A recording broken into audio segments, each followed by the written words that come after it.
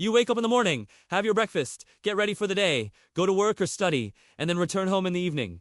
Exhausted. You have a good night's sleep, but when you wake up the next morning, you still feel tired. This happens again and again, and you start wondering, why am I so tired all the time? Are you feeling burnt out and mentally drained? Do you find it difficult to concentrate at work or enjoy your hobbies? If you're nodding along, don't worry because you're not alone.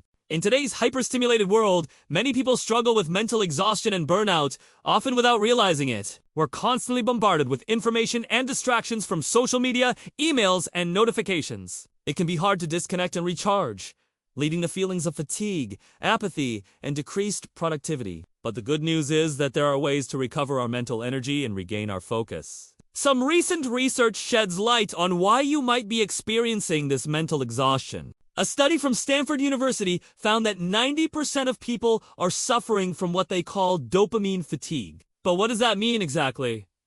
And how can we overcome it? Well, let's break it down. You see, throughout the day, our brains release a chemical messenger called dopamine, which plays a crucial role in keeping us motivated and excited to tackle tasks. Imagine dopamine as your brain's fuel for excitement and motivation. When you start a new task, your brain releases a burst of dopamine, making you feel eager and enthusiastic. However, if you continuously expose yourself to highly stimulating activities without giving your brain a chance to rest, dopamine levels may become dulled over time. This means that even simple tasks like checking emails or scrolling through social media feeds may not give you the same level of satisfaction or motivation as before. Instead, you may feel uninspired, easily bored, and lacking the energy to complete tasks. To understand how overstimulation affects our brains, let's take a closer look at dopamine and its role in our daily lives. Dopamine is one of the many chemicals in our brain that acts like a messenger, carrying signals between nerve cells and affecting how we feel and behave. It plays a vital role in helping us focus on important tasks, experience pleasure, and stay motivated.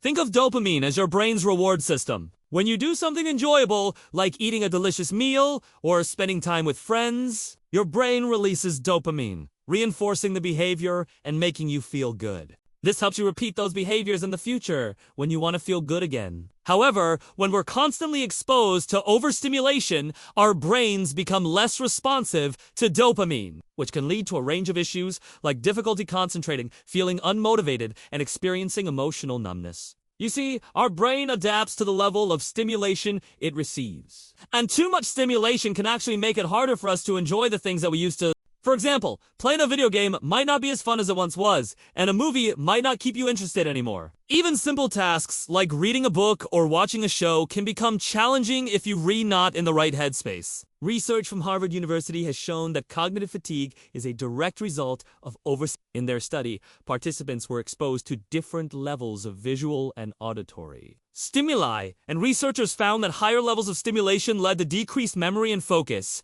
They also found that people who were more easily distracted had lower levels of cognitive control, making them more susceptible to mental exhaustion. Now let's talk about how overstimulation is affecting you. You might be thinking, I don't spend all my time on social media or playing video games. How can I possibly be But here's the thing, overstimulation doesn't just come from our screens. It can also come from our surroundings, relationships, and daily interactions. Here are some common signs that you might be dealing with overstimulation and dopamine fatigue. First, you may find it hard to focus and pay attention. You might feel like your mind is constantly wandering and you're easily distracted by your phone, social media, or other digital devices. You might find it difficult to read a book or watch a movie without feeling the need to skip to the next scene or start browsing the comments while the video is still playing. Next, you might feel unmotivated and lack drive.